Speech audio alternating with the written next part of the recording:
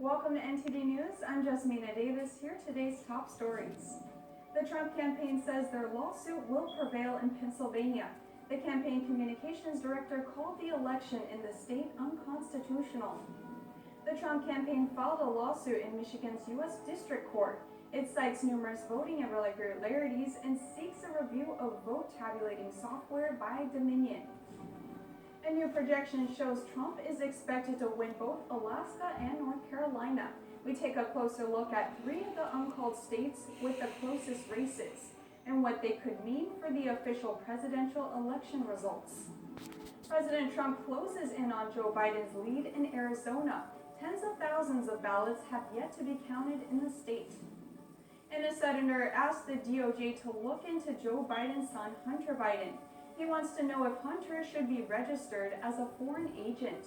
It's over Hunter's past dealings with China.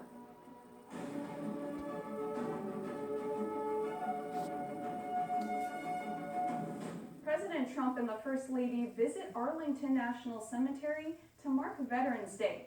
Following tradition, they laid a wreath at the tomb of an unknown soldier.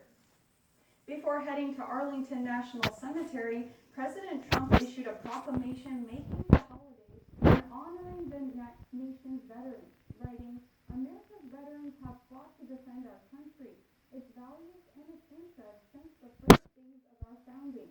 They have defeated tyrants, eliminated terrorists, and secured freedom at the home and abroad.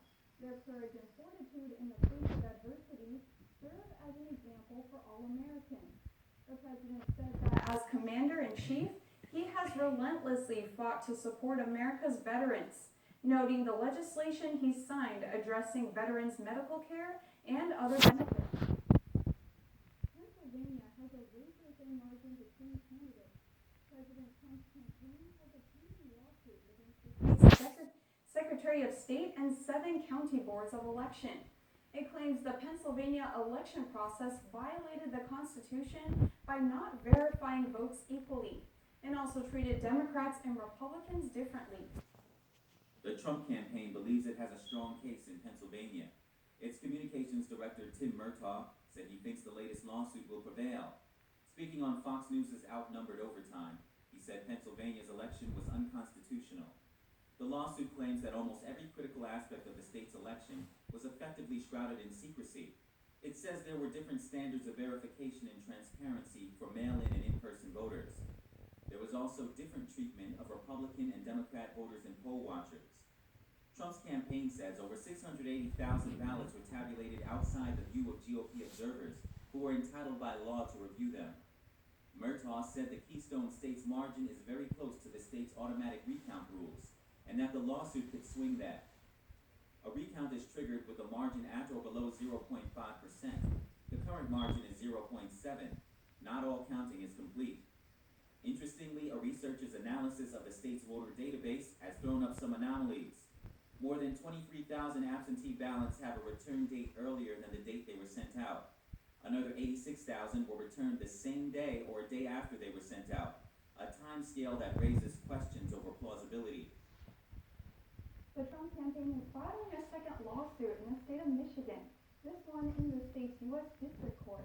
This suit includes 100 sworn witness affidavits and seeks investigation into reported issues with Dominion voting software. White House Press Secretary Kayleigh McEnany announced over 230 pages of what she said were sworn affidavits alleging election fraud. They're tied to Wayne County in Michigan. Democrat Joe Biden is currently leading in the state by a reported count of less than 150,000 votes. The count is not complete and investigations are underway. McEnany shared examples of the allegations on Fox News Hannity, such as batches of ballots signed with the same signature, ballots with no voter record, or ballots that were run through tabulation machines multiple times. Other allegations include GOP observers being harassed and pushed out of the way. President Trump's re-election campaign filed a suit in Wayne County Circuit Court alleging voter fraud on Monday. Late Tuesday, it announced filing another lawsuit in the state's U.S. District Court. This lawsuit seeks a review of the Dominion voting software used in several states. Republican National Committee Chairwoman Ronna McDaniel said a software glitch switched 6,000 GOP votes to Democrats. Both Dominion and the Michigan Secretary of State have disputed the claim. Issues with the Dominion software were also reported in 3 counties in Georgia. The lawsuit intends to verify whether similar errors occurred in other Michigan counties where the software was used. A lawsuit has been filed in Michigan against the city of Detroit and Wayne County, accusing them of committing fraud during the election. Witnesses in the suit say ballots were tampered with and voters were coached to vote for Joe Biden. NTD's Miguel Moreno has more on the suit.